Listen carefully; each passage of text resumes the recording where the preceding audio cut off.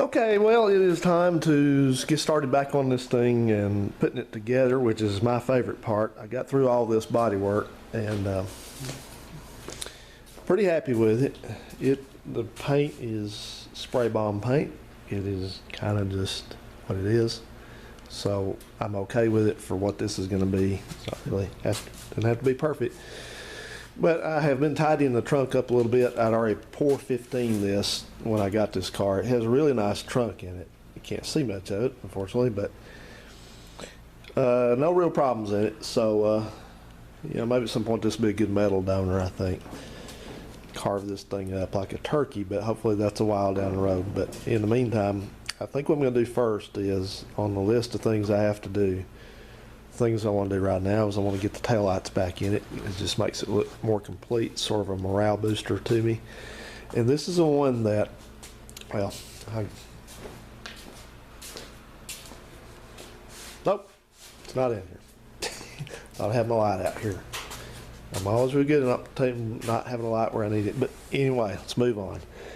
So this is the one I had to put in this. I had to scab in this this bucket here from 4 different pieces. I mean, it was all together originally, and then when the car got crashed, smashed in, it bent it, and then I had cut it accidentally without realizing that this was different from the 67. So I went through that, did the best I could with that, and got it in. And I actually think I have it in the right dimensions. It seems like the taillight bucket fits in here and bolts in like it should. So that's good. The question I had was, I talked about this in the other video. If you look at this panel here where the taillight assembly bolts in, you see it's got this scallop on this one, and this one does not have it.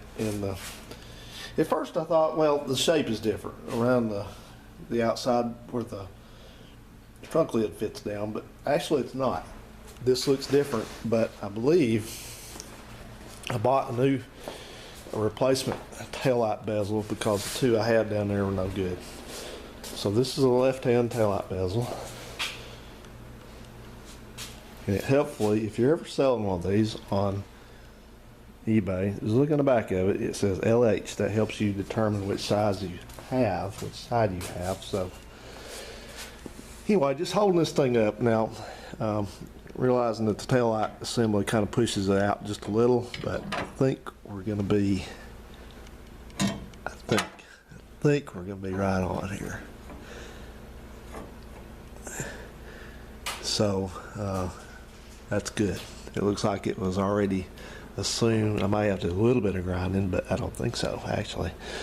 So that's real good. I'm happy about that. I don't have to carve this thing up, because if I carve it up, it'll look weird on any other quarter panel. So I've got seals left over on the old taillights that I can use. I think they're usable for the inside. I'm going to seal it additionally and just deal with that. This one's on here. But I did go ahead and spring the money to order new rubber seals to go between the lens and the bucket itself, the housing, I guess, because they're a little bit old and these things are prone to drying out. So they weren't much money.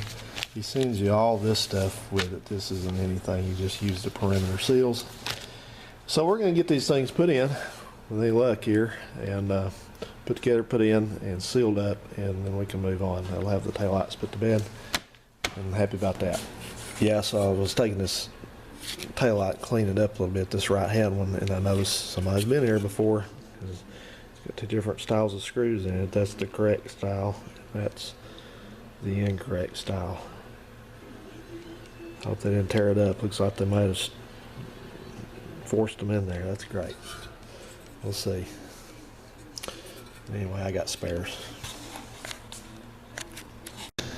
So putting this gasket in, and just used a little thin bead of weather strip adhesive. Looks like just what the factory did.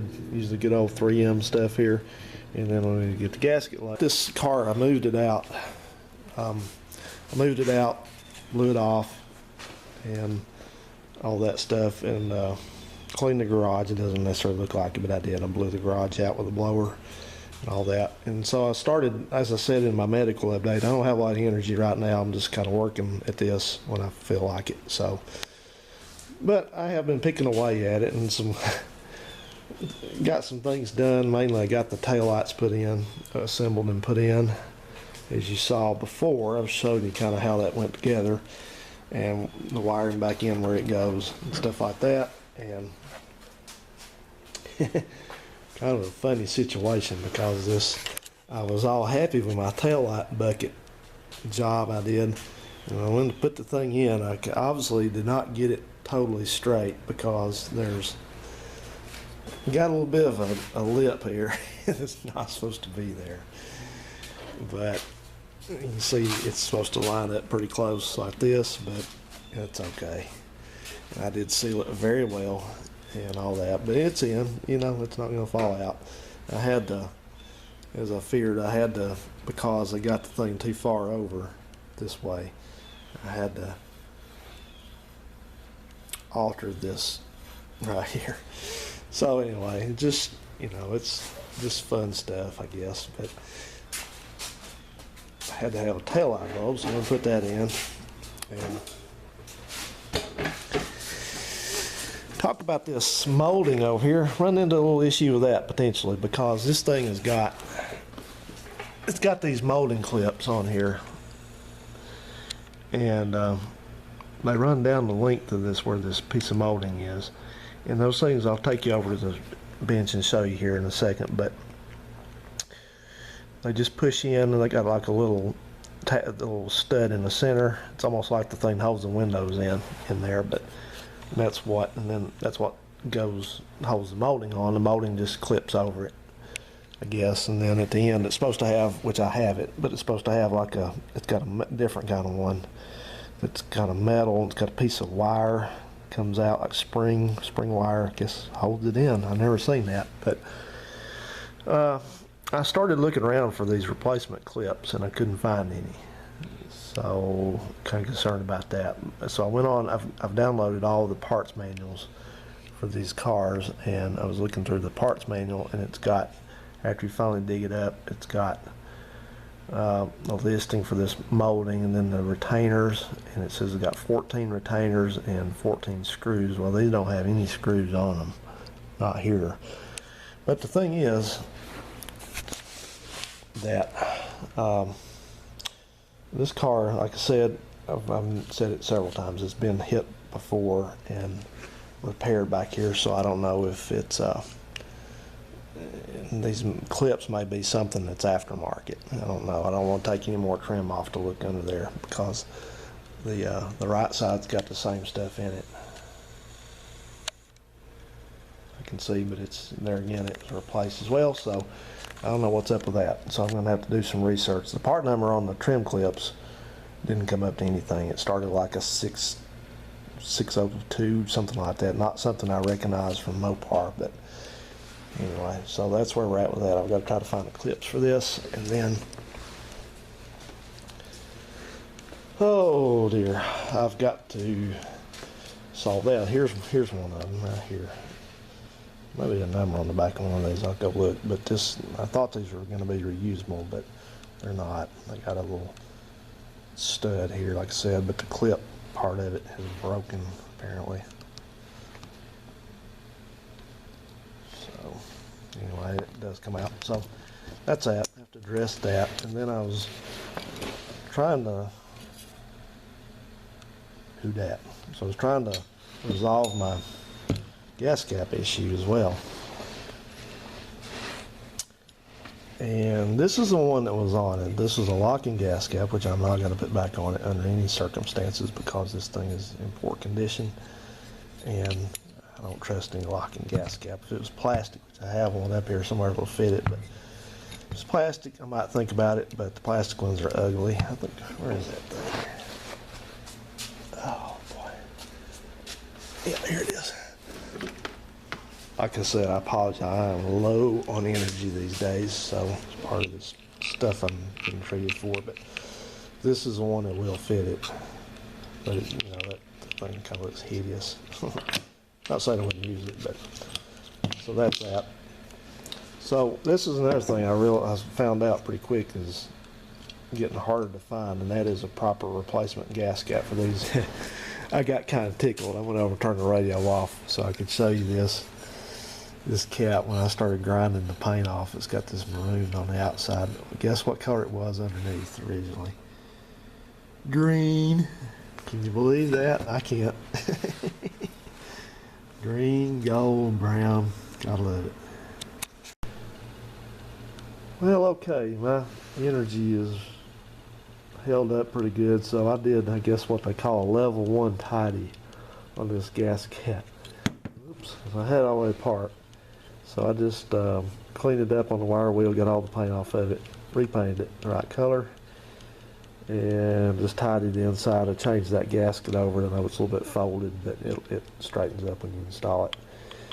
And just touched it up, made it look better, so I'm happy with that. According to the date code, this is, where's it at? There it is. According to the date code, that's about a mid 73. That's a 3 on the end of it. 1793. That's a mid 73 A-body fuel cap. So that should look real good on there. And then I worked a little bit on my, I had to get I thought I had an extra one of these fillers. I don't know what happened to it, so I had to buy another one. But I worked on my filler and got everything changed over. The end of the other one was rotted off pretty bad. It's laying over there somewhere, but it was in rough shape. So I just kind of cleaned this one up. I got installed the gasket. I had a new gasket somewhere. I don't know where it's at. Changed my filler tube over. The one that was in this used filler tube was kind of rusty. So it's ready to go. So I think as soon as I feel like I'm up to that, I think I'm about ready to go ahead and put the fuel tank in this thing. I did also one big job, I put the other light bulb in it. So all the lights are working back here that are in. So reverse lights, turn signals, everything appears to be good. So all right, it's going on about 6 o'clock and it's getting pretty cool, so I think I'm going to go in. I don't want to push things too far today. I feel better, but I think I'm going to just call it, and I'm going to go in and see if I can get an answer for these clips here. I'll search around on the internet, see if I can actually just find these. I'll measure them before I go in. Not much to hold this trim on, and it's probably impossible. I'm having to use my old 720. There's a story in itself, but my old camera. But it's just got these little, up at the top here, these little protrusions, and that's what's supposed to hold the trim on. And that's why the one that was on there, it got folded up, went flying somewhere, I guess. Anyway, so if nothing else, if I can't find these or whatever, I may just, hopefully somebody can direct me on the A-body form, I guess, can direct me to the correct fasteners if these aren't them. So, all right. Okay, guys, good Lord willing, we'll be back on this tomorrow. All right, it's the next day, and I got to dig out yonder gas tank. Okay, so I'll show you my little apparatus I have rigged up here to test this calibration of this fuel sending unit. First thing I did is I ran a wire all the way from under where it connects to the tank, the wire from the car, and patched it in, and I have the sending unit out here on the bench, and then I have jumper cables going back to the car, and then I have the car on. So this thing actually, it's turned out to be in better calibration than I thought. I've got it, the way it's sitting there is full, it's full as far as it'll go up right here. So it's all the way up, and so the car is reading right on full. Pleased to see that. But I think where things go, and by the way, I did disconnect the ignition system on this while I'm sitting here with it doing this. I think where things sort of go off base here is a little bit is if we come back down, and if we consider this to be about halfway, roughly. So then we'll see what the car does, what the car says it is. This gauge reacts very slowly, by the way, but so the gauge is coming down.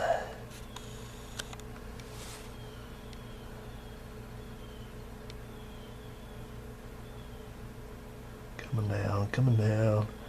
That's not bad, actually. I mean, that's livable. That's not, I mean, I did work on this thing, months back, a year ago, something like that. So the main thing is I'm most concerned about is, mostly concerned about getting this thing back so when it's empty.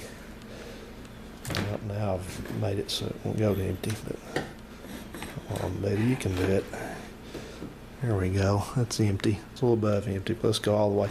I did have it in the tank actually also, and it was on empty. So when it's empty on the sending unit, right there, then hopefully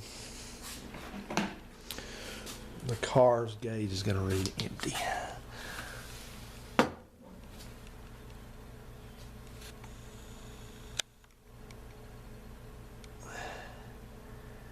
It's just getting there. I would never run it that empty anyway, but so okay, that's livable. I can live with that for sure. The only thing, let me turn this key off. I hit the horn while ago, scared the juice out of me. But anyway, so sorry for the shaky camera. I'm telling you, I'm the only person on the face of YouTube that apparently cannot get a GoPro to make good audio. That's a whole nother video, I guess. But anyway, so I'm going to put, I had this thing in a while ago, and I'm going to put it back in there in the tank. And I'm just going to make sure that when that thing is on the bottom, when it's in there and it's sitting, it's actually showing empty. It's against the stop there. So I will do that now. Well, it's a good thing I decided to check that, because if you look in here, when that thing is in the tank and on the bottom, it's hard to see, I know it is. Come on now. When it's sitting on the bottom of the tank, it is not against the stop. I don't know if this thing will go in far enough to pick that up. I don't think so, but too bad. Come on, dude. Well, anyway, take my word for it. It's not hitting the stop on the sending unit. So what that means is,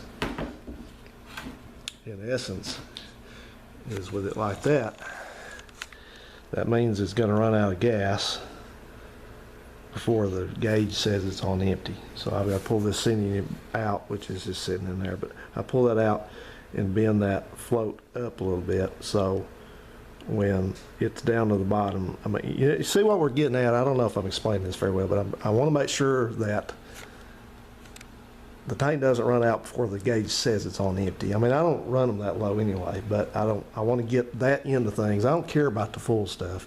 I just care about it being, when it's getting close to empty, I want the gauge to say that accurately. I don't want it to be off, and it's off right now. So that's the kind of thing you got to look at.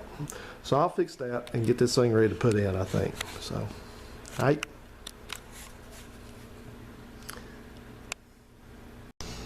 All right, so I just finished topping up the gear oil in the old mighty Mopar 7 1/4 inch rear end. This is a V8 car, but it still got the small rear end, because I don't think they had anything different back then except it was 8 3/4. And it's not actively leaking, but the pinion up there looks a little bit wet. And this gear oil was black, and it smells like it's burnt. So I hope this rear end's good. All right, so I got the fuel tank in with a little struggle. These things are not easy. They changed the way this goes in later years. The filter tube bolts, it goes up to the inside of the quarter panel, and then you got screws around the outside that pull it, hold it in. And yeah, it's an ordeal to get this thing. You have to take the vent tube off, the little vent tube off the back side of that thing, and be able to get that seal way up there, because you have to get it way down in the tank. And in the later ones, they changed that. They went to where the flange is, it goes through the quarter panel and bolts through the to the outside quarter panel like this one here.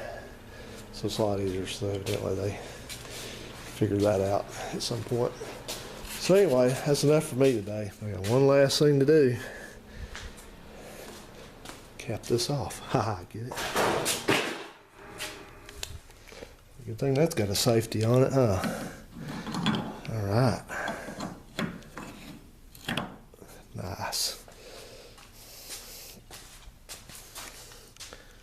All right, that's it. I'm done. You just rest there this evening, heater. I got the gas tank in. There's the filter tube. Got it all bolted in. Got sealed up. I used the original grommet on it. Used a new filter tube grommet on the tank. And touched it up with a little bit of wacky stuff. Got the wires routed to the taillights. Got the taillights and everything working again. And all that. So that was good. That was a real milestone for me to do this. But right now I'm just not doing much with it. I did work a little bit today. I've been kind of working. I worked Monday and kind of had a rough time with it. So like I said, my energy levels, like I said, was kind of doing crazy stuff here. But I think I'm going to just do some painting on some trim and stuff today. And I think I'm going to start working on trying to fudge this trunk lid into position, because it's not, when you lower it down, it is, it's okay over it, but it's really not okay. You see over here, it's kind of, let me just close it. See, this is the good side actually, but you can see the gap is up and down is weird over there, and then it's really off over here. And I don't know that I can actually fudge that down far enough, but I've got a new gasket for this thing that'll help. But I'm going to see what I can do to get this to line up. The whole thing is going to look like I said, a house of mirrors, where you go past this crazy mirror and nothing's straight, nothing lines up. But that's okay. That's the least of my worries.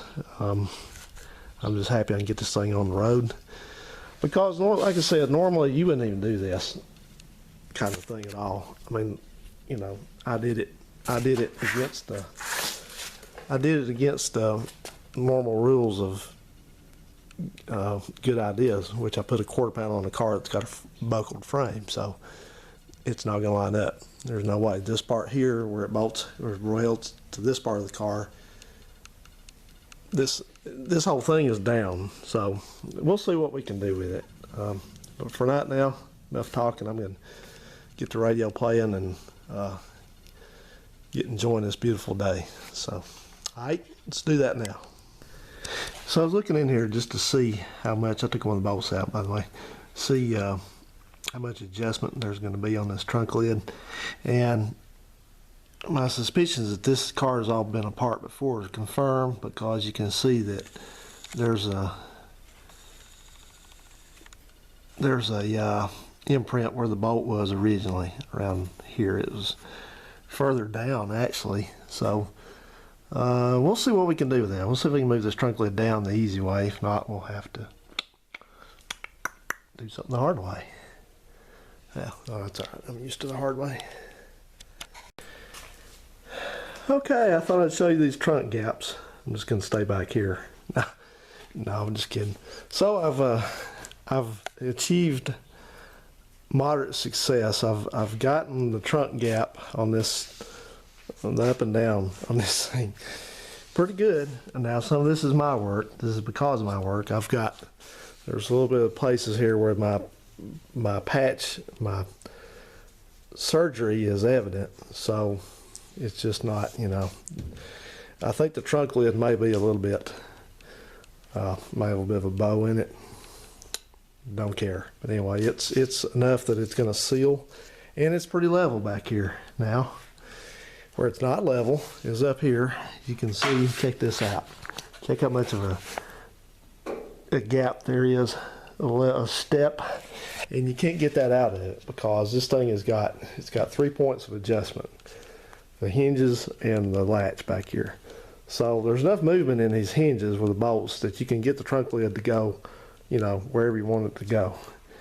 But the problem is, as you can imagine, when I do that, when I try to get my gaps right back here, when I was trying to bring it out, I got too tight back there, and it wouldn't close. It was hitting the sail panel, and then, or the trunk filler panel. And then, you know, so I tried to bring that back out. When I brought that out, it started binding up over here. It hit the tail light, so it wouldn't close then. So I messed around with it and got it as good as I think it's ever going to be on this car, because check this out. Now this may be part of, man, I'm covered up with ladybugs.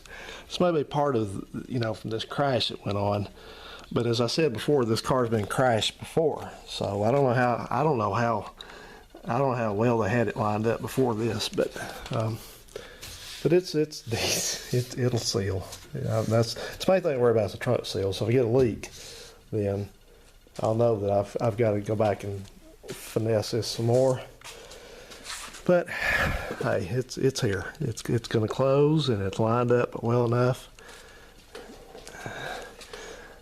This hackery has done enough that it'll definitely distract from this, I think. So you get a bumper on it, it'll be fine. Okay, so just a quick interlude here. I'm working on putting these door panels back on. So first thing to do is put the moisture barrier back in here. These are the originals to this car, and they were in good shape, so I just put them back in as is. What I did was I just used some 3M weather strip adhesive across the top, and I actually had used some of these little magnets. I think they're still on this one, actually, to kind of hold it in place.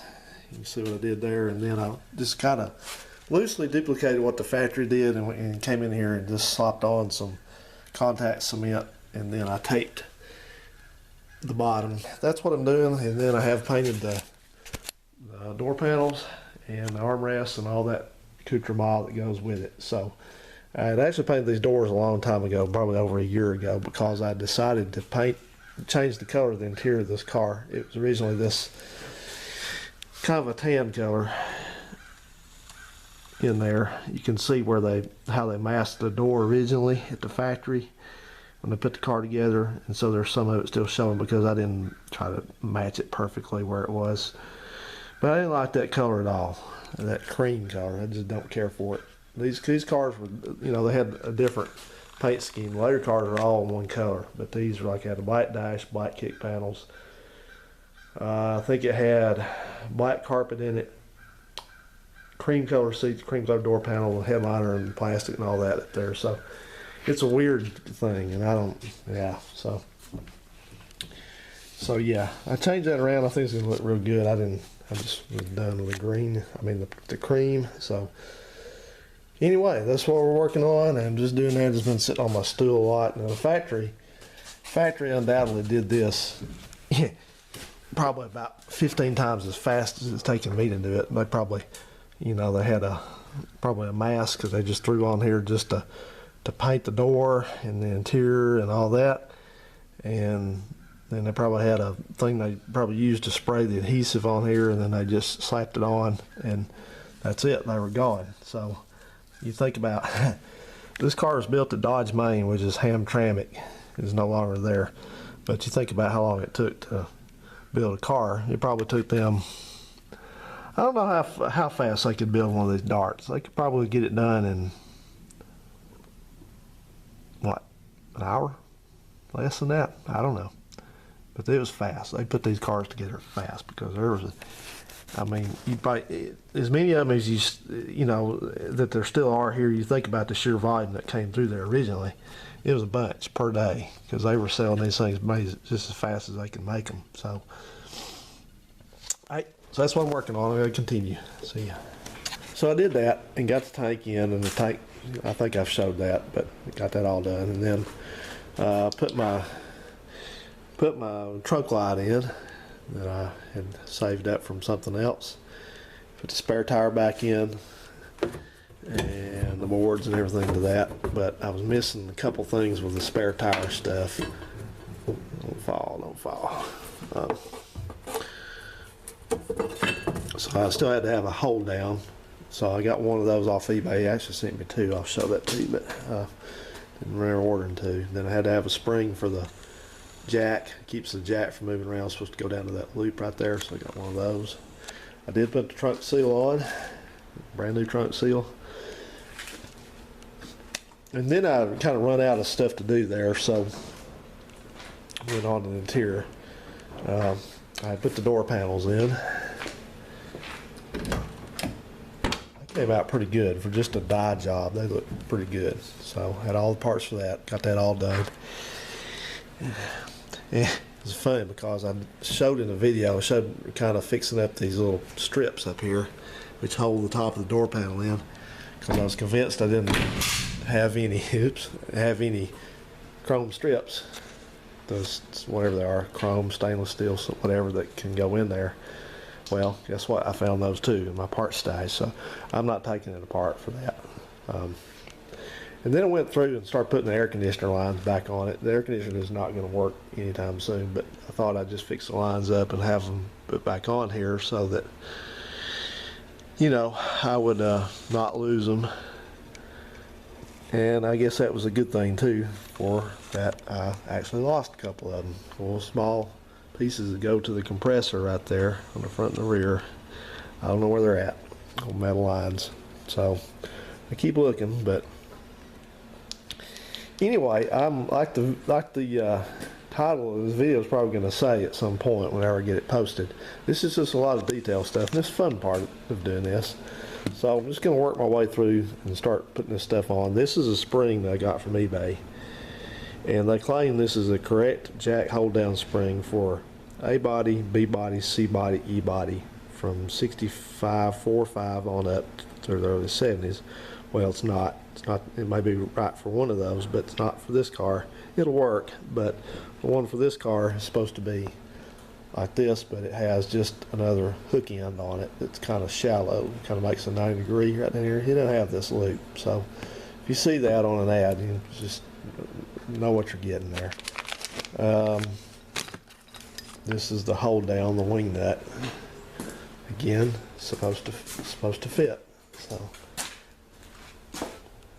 yeah, it should be fine. I'll hold that down, and I'm gonna put that on. And then I ordered from Al's Rapid Transit. I ordered one of these washer line junctions that always rots away, and this car is no exception. It's gone. None of it's there anymore. There's a screw for it, but so I think I got the lines enough to make it work, because I've got stuff in my part stash over here I dug out. Cover this thing.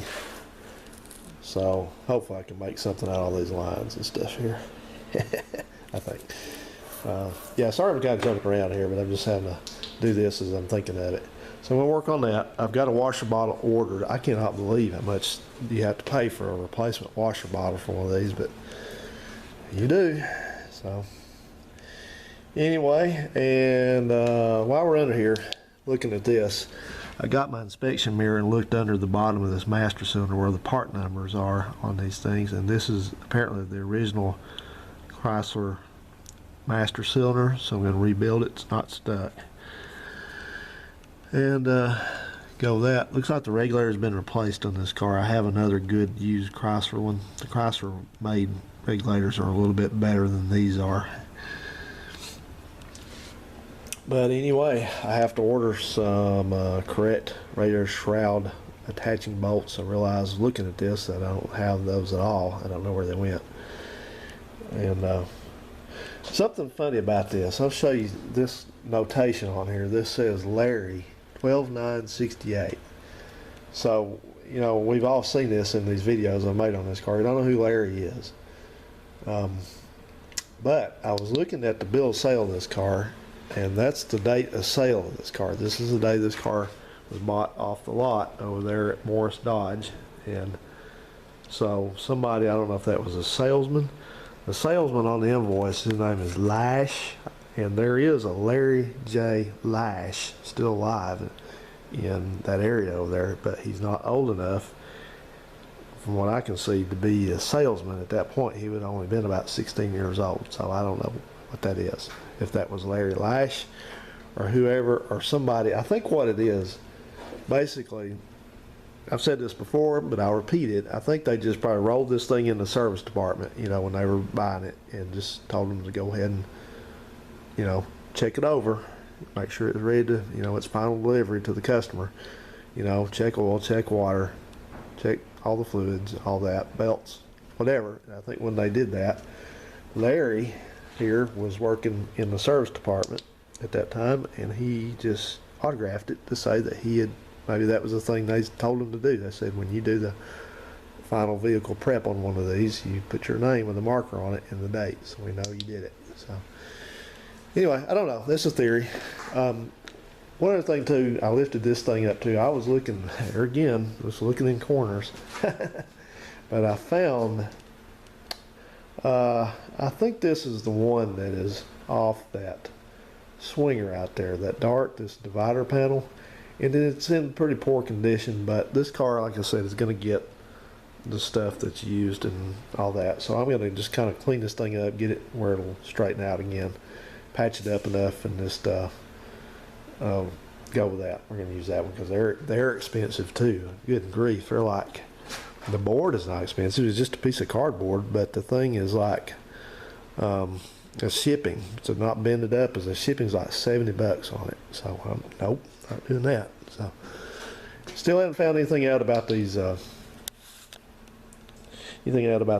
these clips, except that they're apparently not available. So I'm gonna have to come up with some alternative, I guess. But I'll keep you posted. All right, guys. Well, I'm gonna turn my radio back on and just keep plugging away at this and having fun with this. And yeah, so we get a far. Oh yeah. Forgot the most important thing. I have a carpet kit for it sitting in the house in there, so we're going to put that in also, and that'll look good. I haven't decided about the headliner. I threatened to use. I think I may have mentioned I was thinking about reusing the headliner, but I went over there and looked at that headliner, and that thing is shot. So it's about just good for a template, and that's about it. So yeah, I don't know. I may put a headliner in it at some point. We'll see. All right, enough talking. Let's get some things done here. Well, hallelujah. So I was messing with this car in here. It's getting ready to put the carpet in it, and when I was under here looking, cleaning the floor up, it's hard to see, but there's a plate right there. It's got 3 bolts that go through into the firewall. Hold it. That's the bottom plate at the steering column. And I noticed that the bolts, somehow or another, I didn't put the bolts in it, so I need to have those in it. So I went looking for all the bolts. Couldn't find the bolts anywhere, in the baggie or anything like that. But I dug around all my bolt stashes and finally found them. These are the right ones, so that's good. We can get all 3 of those back in. But the big deal was, guess what I found while I was looking around for that stuff?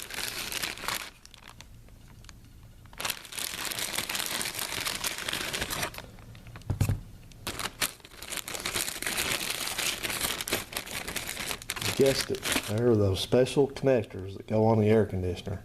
I don't know how I would have ever rounded those up otherwise, because they are scarce. Nobody wants to split up an air conditioning system. So there's the bolts to them. And some kind of another line clamp here. I don't know where that goes, but it's in there. Holds the line down. Yeah, so happy, joy. Ooh, boy, I'm glad of that. Looks like this is going to get the bolts based on the size of the imprint. And then these small ones, I guess, go back here. Right? Good. Boy, but that's not the craziest part. You never believe, I've looked all over this garage, inside and out of this car, in these toolboxes, went to the storage unit, looked in there, looked through the truck, looked everywhere I could think of to try to find this. I emptied the shelf off, all my stuff, pulled everything out, couldn't find them anywhere, nowhere.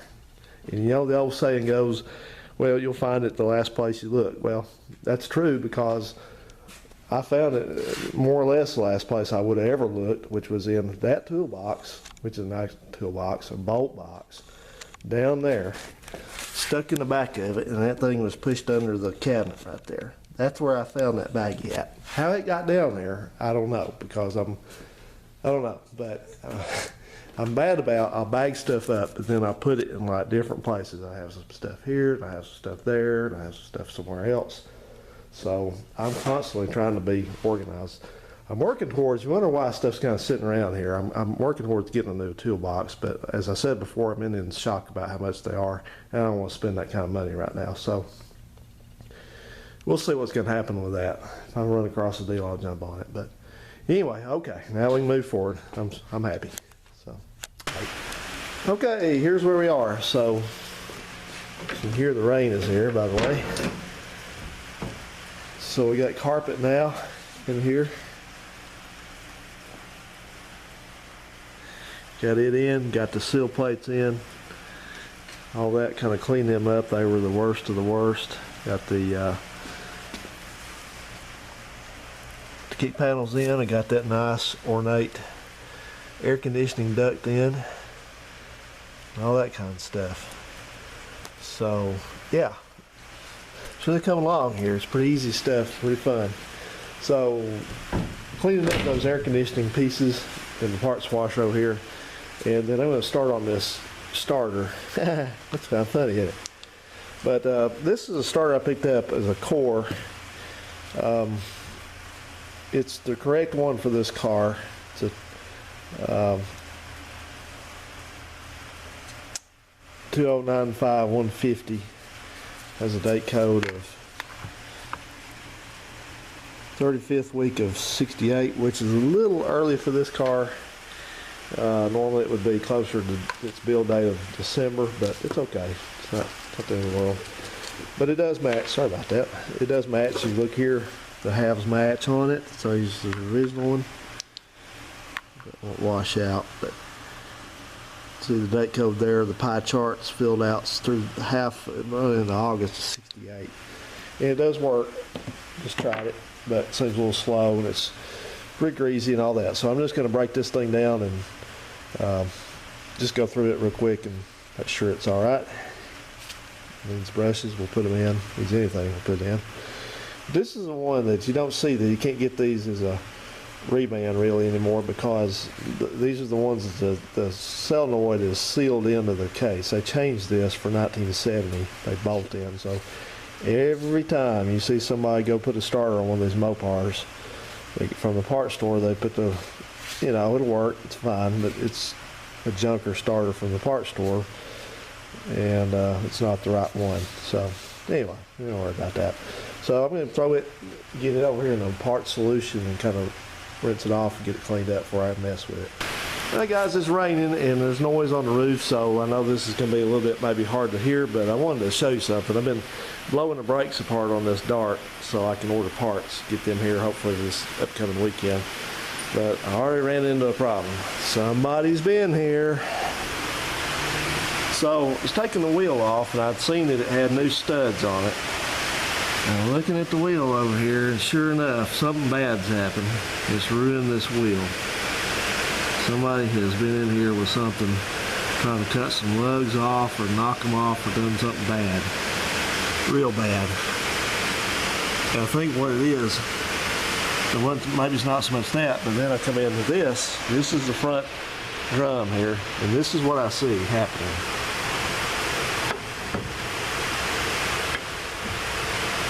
You'll notice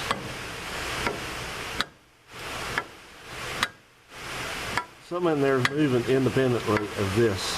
That's not supposed to happen.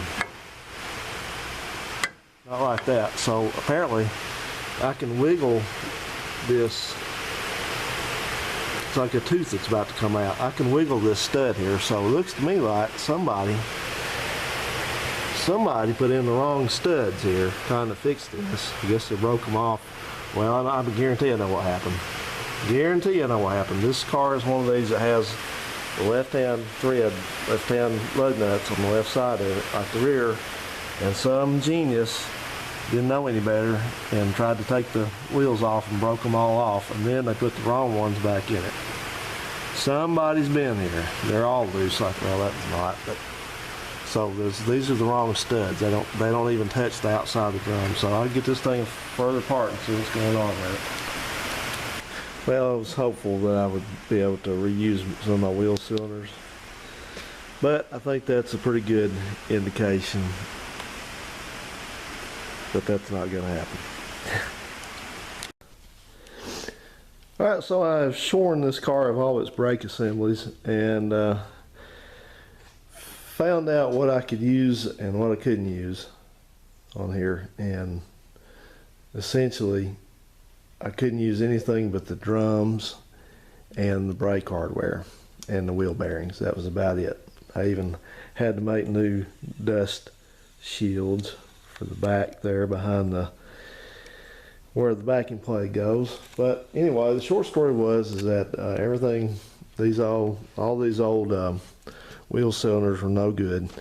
I'm going to keep them because they're original Chrysler units, you know, and I keep stuff like that. I'll clean it up a little bit, but I'll just keep them because they might can be, you know, rebuilt at some point. But I just don't want to right now, just in the interest of being efficient, just moving on with this. I went ahead and ordered all the parts for this. It's a whole box full. That's about $200 worth of parts out there. So you got full set brake shoes, 3 brake lines, 2 wheel seals, 4 wheel cylinders, and there might be something else in there that I didn't think about. Yeah, the kit for the master cylinder. So that should get everything. Front end on this car seems to be fine, except for I think I said before, something about the idler arm is gone. It's junk. So I've got one, but the part number comes up as different between the one that should fit this car and the one that goes on a later one. I think the one I have is for a later one, so we'll just have to see if that's going to fit. But anyway, just sitting here just going through this. I don't, you know, I'm like everybody, I don't like doing drum brakes, but it's got to be done. These are 10-inch drum brakes all the way around because it's a V8. And so found out pretty quick. I had a suspicion of what went on with this wheel stud situation, and as it turned out, just what I thought, somebody put the wrong wheel studs in it. I guess they got one and just took it up there somewhere to the parts store and just put them on, and you know, or compared it, and then just what it is this serrated edge or part here has to be much further out because it has to engage this drum. The drum has corresponding part, you know, spots in there. You can see it on that one pretty well. They have to be same deal. Can't now, but anyway, there you go. So they have to. It has to. That's why I thought that's crazy as heck. It's in 2 pieces. It's not supposed to be in 2 pieces, but anyway, so we'll fix that. I've got those on order. Of course, I went to the parts store and they had one. So, and these brake shoes, they looked okay, but they're starting to delaminate. They're bonded brake shoes. And I don't know which one it was, may have been one of the rear ones, but I saw lining material starting to come off the backing. So we're not going to deal with that. So we're not dealing with that. I greased it. Going to go ahead and get another one of these, highly important, one of these bump stops here, I guess you could call it. That thing is deteriorating, split and everything, so it's no good. But this time around, I'm not going to do what I did with the Valiant. The Valiant, I've just replaced everything, you know, the shocks and all that. I'm just going to wait till something wears out, and then we'll replace it when it does. So you might be curious, why did I take the backing plate off this? Well, these, you can't get to the bolts that hold the wheel cylinders onto the backing plate with them mounted to the spindle.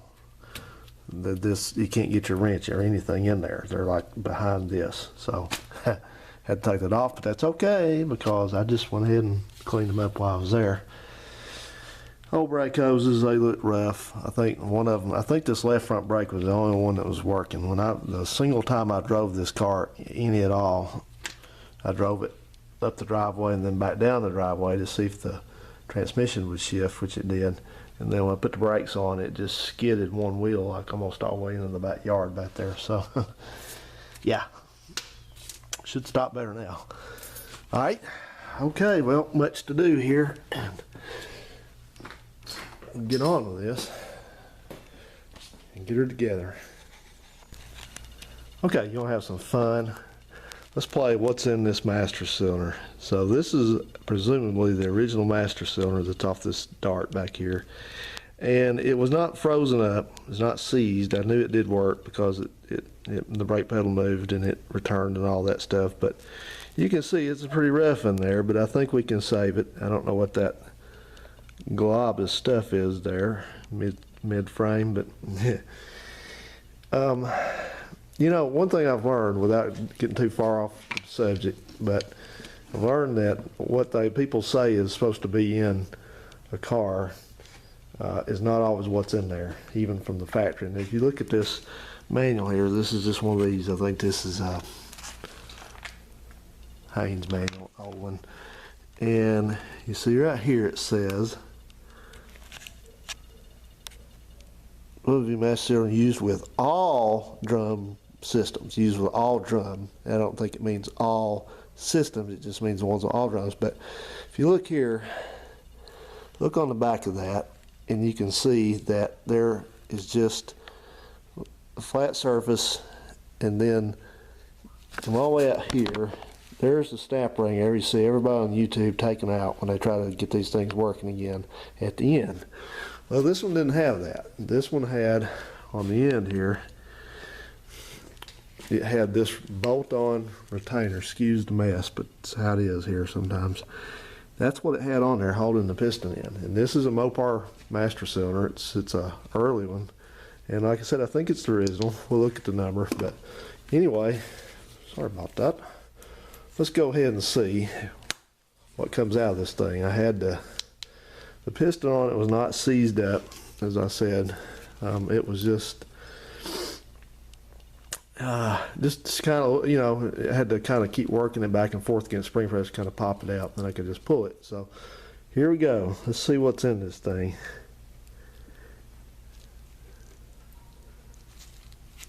Well, where's it going to come out? Oh, there we go. Ugh. That reminds me of my colitis episode. That is pretty rough. Supposed to be a seal in there somewhere. Yeah, there it is. Right there. That's the one seal, and that's the other. And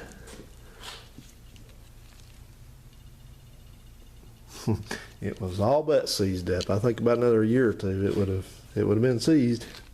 Oh geez. Put it off there. All right, let's take a peek up in this thing and see how bad it is.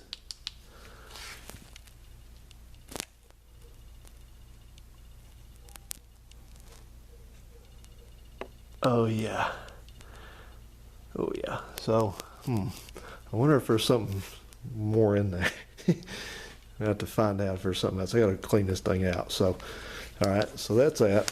And I did promise you we'd look at the part number on this. I'm trying to do this without getting this gunk all over my bench. I don't care about the floor, but so the part number is.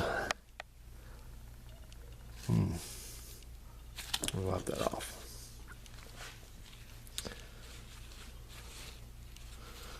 Because you would think it would have it had a reman master cylinder, but no, that looks like the Chrysler part number.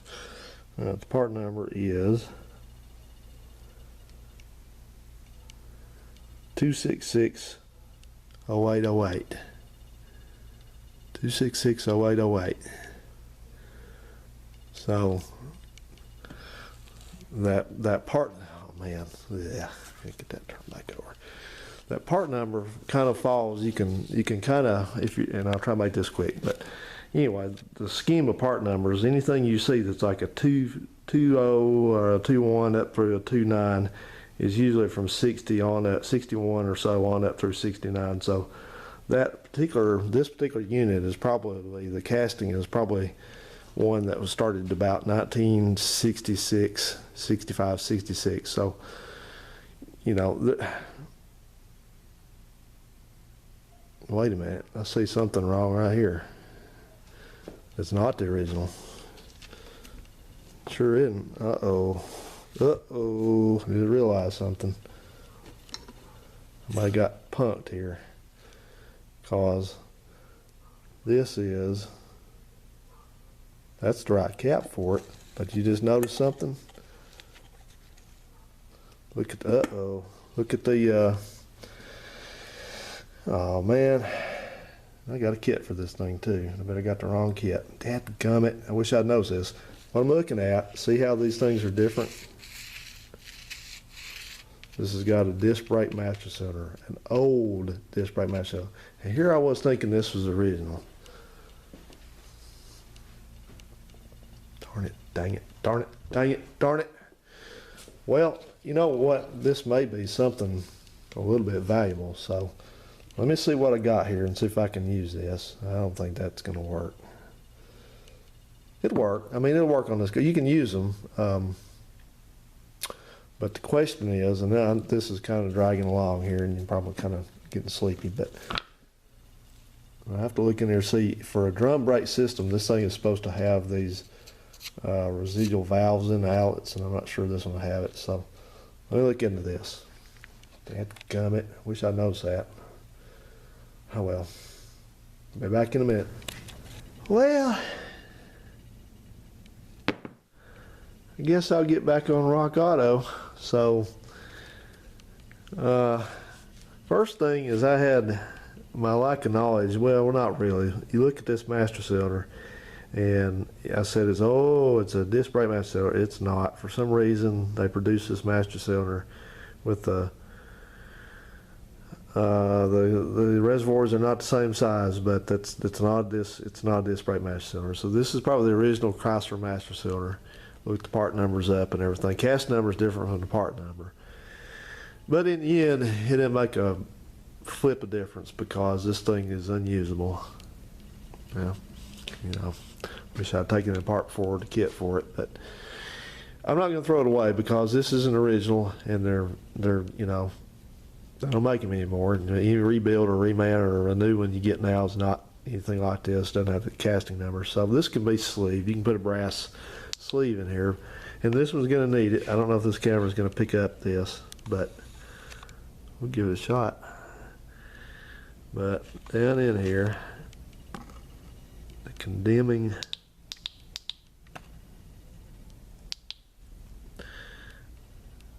area is right there. Sorry, I don't have enough coordination, but anyway, so sorry. I get it. Hang on. But if you look on the side right there, see that pitting? That will not come out with a hone. So for my usage, it's junk.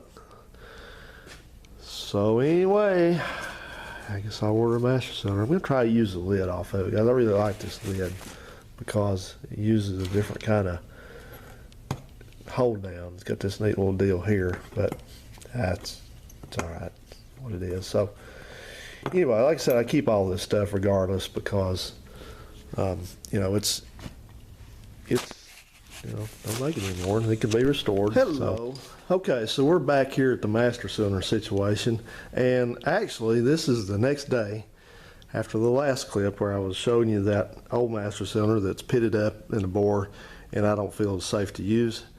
So I got looking around on the internet, and on the off chance, going on the off chance I could find one of these locally, I went looking last night, and sure enough, I found one, brand new master cylinder for drum brakes at one of the fairly local AutoZone hub stores, from one down in Huntsville I used to shop at, as a matter of fact, when I lived down there. And I had it in stock, and I worked the price out against what Rock Auto charges for a new master cylinder with their shipping charges, and it worked out within like a couple dollars of it. And I had a $20 so-called credit for shopping, you know, spending $20 for 4 or 5 different times, whatever it was at AutoZone. So use that. So it was about $40 for this thing. So that's good. I'm comfortable with that. You know, well, the fun never ends. So while waiting on my last brake components to get here, I thought I would just go ahead and check out this drive shaft before putting it in. And it's got to be fixed. The U-joints are stuck. Well, they're not all the way stuck, but they don't feel right. This end's not that bad, but it's got, it feels gummy and sticky, and this one's pretty bad. Turn it, it doesn't want to, it sticks, you can see. So that's not right. Can't use that. So I guess I'll put a couple of U-joints in it, but it's all right. Probably gonna have to end up pulling the drive shaft back out because that thing's got a pinion seal leak on it. Pretty serious pinion seal leak. And you know how that goes. It's probably not gonna fix itself. So we'll have to fix it ourselves. See under the, all that. That's come out. That came out of the. That came out of the pinion. There's a drip on it right now, in fact. Up there at the nose of it. Work this thing. That helps. Anyway, take my word for it. It's leaking. So. Okay. You know, this car's, I mean, it's not, I think it's just more stuff happened to it. More stuff's happened to it than just sitting around, you know. These things, they're not worn out because I don't think they are. They're not dry. They're not rattling, but they're just seized up because the grease has turned to goo. You know, I don't know if the lubricant leaked out of it or what happened, but anyway, we'll fix it. So what we'll do next, fix it. Okay, so here's the situation with the wheel studs. This unknown person, I'm thinking it is the guy that had this car before me that was trying to get it back on the road, did this, but they apparently, like so many people, didn't realize that this car has left-hand threads on the left-hand wheel studs, rear, front. The ones on the right side of the car have right hand. Right hand's the normal size, or style rather, that, you know, you turn the nut counterclockwise to remove it. Well, these you turn the nut clockwise to remove it. So I can picture in my mind quite easily that somebody was out here wailing on these things, trying to get the wheel off, and couldn't do it. They just was tightening them up. So I don't know what they did, but they ruined the wheel. As I showed you, I think, before. There's marks on the wheel. You can see marks on the wheel right here, and there, and all that, where they've just beat the hell out of it. And then you notice that I can tell that the wheel doesn't look quite right. These holes are, I don't know. I'm gonna look at this, but I don't like the way they look. They look like they're oblong. And what caused that, when I took this drum off, what was going on was I took the drum off, and the drum came off by itself, and the wheel. So there's a mark even on that thing. The part of the bearings in it stayed on the spindle over there. So what was going on is they had, after they broke all 5 of the lugs off, then they put studs back in them, but they put the wrong studs in them. This is the ones that were in it like this, and they were loose, by the way. But these are the ones that go in it. You notice there's a big difference. There's a lot more area where the splines are. They're generally the same length, but they're why that has length there is because that this thing has to go in here, and then it also holds, this drum has splines in it. If you look here, you can see that one there in the center of the frame. It's got splines in it, so that's how that works. So it has to go through both of them. So these don't work. I don't know what those are to. Not to this car. So and they don't go to the back either. Because I had to come over here, as I had broken, somebody years and years ago had broken a stud off in the left, the right rear rather. So I had to replace that one too. And yeah, so anyway, another reminder and a long string of reminders that if you work on one of these pre-1970, whatever the cutoff date was, I don't remember, 71, 72, somewhere in there. I know they changed the suspension, the front end around a lot in 73, so maybe that was when they went to just all right-hand thread lug nuts. But anyway, these older ones, if you've got one of these in the 60s, don't snap off all the lugs on it. You've been advised. So let me work on this and we'll continue. You know what? If that guy that I bought this car from, who I think was the one that did this number on the left front wheel, was here, I'd tell him two things. First thing I'd tell him is you're no mechanic. And the second thing I'd tell him is I'm about to kick your rear end. It's junk.